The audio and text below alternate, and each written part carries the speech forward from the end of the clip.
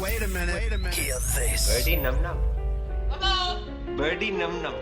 Birdy num num. What's up, ladies and gentlemen, and welcome back to another episode of the Birdy Num Num podcast. I am again playing around with videos, so for those of you who want to see my lovely tired morning face, please do go ahead and switch to the YouTube channel. But for those of you who are happily at the gym listening to this, or hopefully not on the treadmill, but on, doing weights, because I cannot listen to podcasts while I run. But if you are running, keep going, my friend. I hope you guys are having a good week. Sanjay Manangtala here. I am having a pretty good week. Pretty exciting. I put out a stand-up clip a few days ago. And of course, as YouTube India continuously breaks my heart with all the effort I put in, sometimes it just goes over people's heads, or it's not funny and it's terrible. Or my favorite is a lot of the comments are, what is this accent? And then what is the accent I'm impersonating, saying, what is this accent? But man, people have an issue with Indian American accent or NRI accent or any accent. And it's kind of strange. I know we have kind of an English hangover, and I don't speak Hindi that well, so I do apologize. But every time you have an accent in this country, whether you were born overseas, and I know there's the people who like went for 2 weeks and then come back with a, hey, how y'all doing? But we have people on the internet are brutal, like fake. Even in my video this week, I even put, hey, I have an accent, trigger warning, trigger warning. By the way, what's the difference between getting triggered these days and having emotional awareness? You know what I mean? Like, whose fault is it for getting triggered? You know, you went into the movie. So no, I'm not talking about that Bollywood thing that happened a week ago. I'm just talking about getting triggered in general. I feel like we're a bit soft, to not be held accountable for our own emotions. As I digress already. Or do I digress? Because I was talking about getting triggered from you guys getting triggered by my accent, where I put a trigger warning. So if you're still with me, yes, I am having a good week though, because the video surprisingly has done well. Thank you. 100,000 views in just a couple of days. And I hope it keeps going. But let's not get caught up on the numbers, because I meditate and I'm all about peace. Here's what I love. I love in our society that even the yogis and the meditation gurus, my name is Shanti, and I just want you to do yoga and do your Surya Namaskars. Sanjay, you're not doing your Surya Namaskars right. Jennifer, you're not pronouncing it right.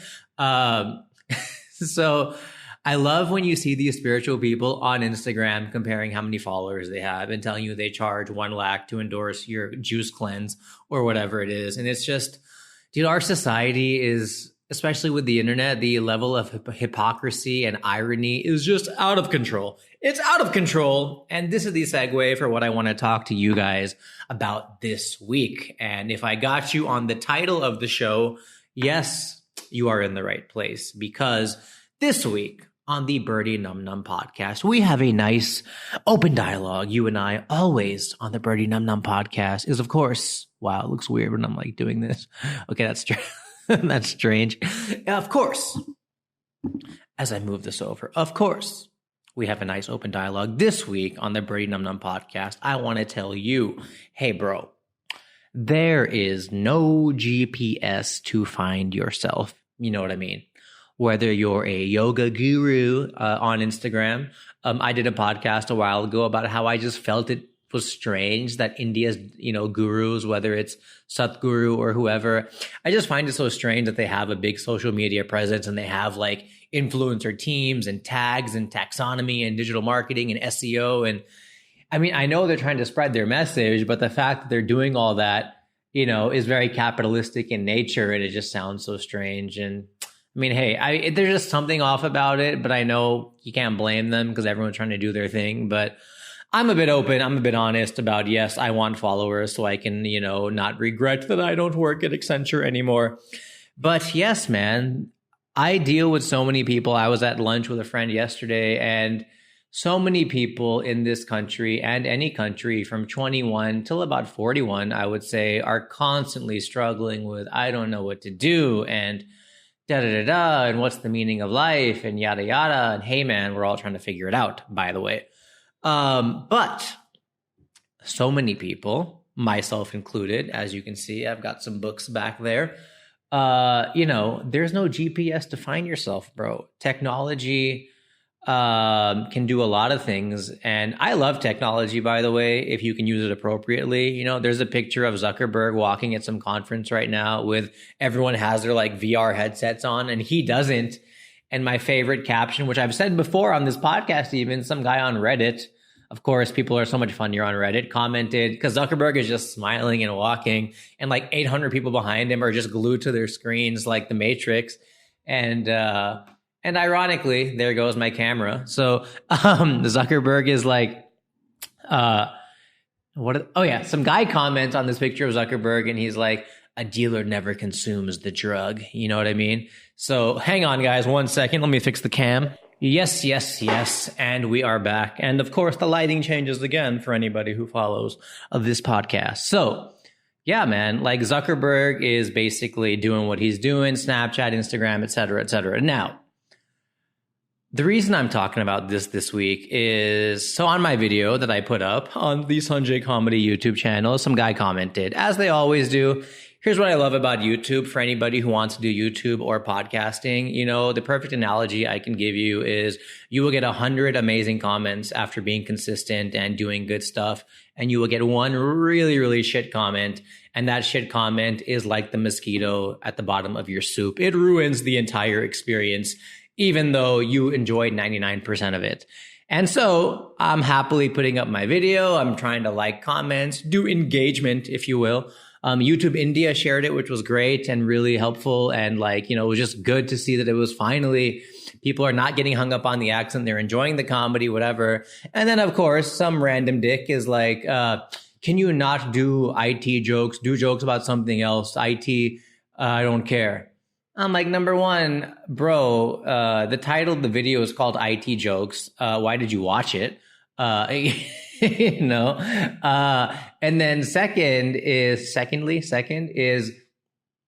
I find it so funny because what else do I want to joke about? I don't care about doing sex jokes as much anymore. I don't care about doing jokes about politics. Look, dude, dating, sex, politics, I talk about these things minus politics pretty often, but in stand-up, I feel, we spend way more time with technology and at our jobs and in the office than some random thing that Donald Trump said or that Modi and Bear Grylls. I love that. That was funny, by the way, the videos of him and Bear Grylls hunting. And I care a lot more about stuff that's in my sphere of influence than like some stranger or some politician. Look, I know I might lose some of you here, but I honestly do not give one shit about politics. I know, hear me out. I've said this many times before, but we're so caught up in what's happening around the world or in things that are seemingly out of our control, that we don't care about the freaking 5 people around us, dude. I mean, look around. When was the last time you saw somebody being blatantly racist? When was the last time you saw violence in person? And hopefully, touch wood, it's not going to be anytime soon. But, I don't know anybody that was mugged, or robbed at gunpoint. I don't know anybody, thankfully, currently, who had some, heinous crime or whatever. And it happens, I'm fighting with my neighbors upstairs right now because it's really loud. But these sorts of things happen. But for the most part, people are decent human beings. You know what I mean? And we get so caught up, that hair in the soup is literally what all you see on Twitter every day. And so why do I care about joking about that? Even if Modi is the most amazing prime minister ever, or Donald Trump is the best president ever, it's really not going to change my day to day. He's not going to put $10,000 in my pocket, because if he is, he's putting it in everybody's pocket. And then we're all just the same. I'll take the money, by the way. And on the same side, yes, there can be bad things. And yes, there's little whatever. But come on, dude, checks and balances. Nobody's going to screw you that hard where you need to focus so hard on that. I mean, so hard on that you ignore everything that matters. It's like the same thing, right? 1% of your life, you're going to have the $1 million. So you're going to totally not enjoy the other 99% of your life. I mean, it's a bad analogy, but in this whole thing that I've been looking at for people are like, I need to try to find myself or find my passion. I want to find my passion. And finding your passion, dude, it's such an abused term. because I firmly believe, I've changed my tune on this, but I firmly believe that you do not find your passion finds you. Anybody who listens to this podcast knows on the Birdy Num Num podcast on iTunes every week, the taglines I've used for this podcast, initially it was the Birdy Num Num podcast, inspiring the creative Indian. And then I changed it because I was like, well, I don't want it to be too Indian. I want it to be for anybody, but obviously there's an Asian twist to it. So I was like, the Birdy Num Num podcast, inspiring the creative minority. Which I still like because all of us realize life begins after engineering. But ironically, I had an itch that I wanted to change the tagline to the Birdy Num Num podcast, inspiring your creative itch. And I think that's when you know deep down what your passion is going to be eventually, because you don't find your passion finds you. It bugs you, it annoys you when you're sitting at Microsoft or in the hospital where you work or in whatever factory or business you do or marketing or digital marketing, and you see your friends succeeding in music or a startup or a website or going to China and selling iPhone chargers in Texas or whatever the business is, and you realize you're annoyed at them because you want to do that, or you watch way too much stand-up comedy than the average person, or you really want to play guitar, but you never want to leave the comforts of your home because you've seen, or of your job because you've seen your friends struggling. Like, that's when you know you have a creative itch. And the beauty for you, my friend, is yes, there's no GPS to find yourself. And yes, dude who's telling me don't do jokes about technology. Guess what? Technology is ruining our life, but it's also saving our life. Okay? Because nowhere ever in this world nowhere ever in the history of time did we all know a dentist could beatbox and go viral on YouTube, or a doctor. My wife is a doctor, could give medical advice on YouTube and find fulfillment that way. Or, somebody who always thought they were a terrible singer could put out something simple on a recorder just like this, and do really well. And so that's the whole point of what I'm trying to say. Look, you don't find your passion finds you. You don't really find happiness. I think happiness probably will find you, or it's not something that you need to be searching for because it was within you all along. And that's the voice I do. But so many people are obsessed with who everybody else is trying to be or what everybody else is trying to do, that they don't realize that's not going to help them find themselves. Dude, people who are in the zone, you know what I mean? Who are in a state of flow is a term that we use a lot that my friend and I were talking about yesterday.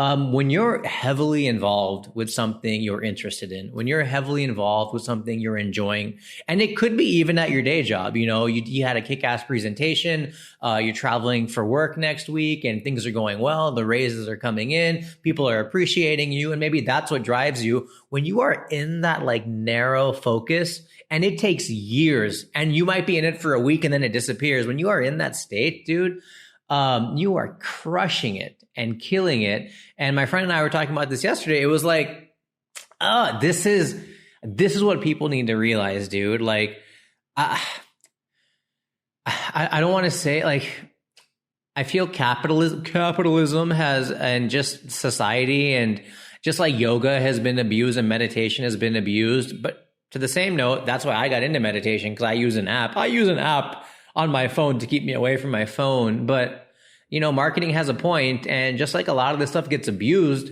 and you see these yoginis putting up pictures in Goa in a bikini and doing their thing, or a six-pack or whatever. The same thing with finding your happiness, finding your passion. You can know that I feel real people will tell you the authentic thing about finding your passion is you don't really need to go searching for it, all right? There's no GPS to find your passion. What you can do is live your life, because most people don't live their life. They get glued onto the YouTube or the Facebook or the Twitter. They literally distract themselves.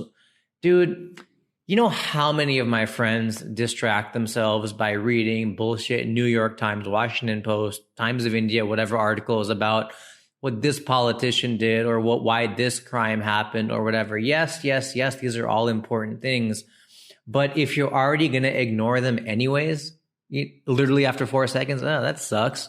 Or Facebook is not even sharing your news anymore. Engagement is down. They don't even care, dude. Like no one is even seeing that. And you're deluding yourself if you are using that if you are using that headspace to act like it matters to you, as opposed to getting better at your job, getting better at your creative hobbies, getting better at discovering what those hobbies could be, you know? It's hard to find your passion. And again, I'm a firm believer it'll eventually find you, and, you know, trust that it'll happen at the right time. But all I want to say, folks, this week is, you know, do the hardest thing you can honestly do is look in the mirror. Okay. And not aesthetically. Hey, hello. Is to give yourself an honest look at, like, what are you getting angry about every day? You know what I mean? I don't check my phone for an hour after I wake up. It's taken me 30 some odd years to do this, but I do not check my phone for an hour.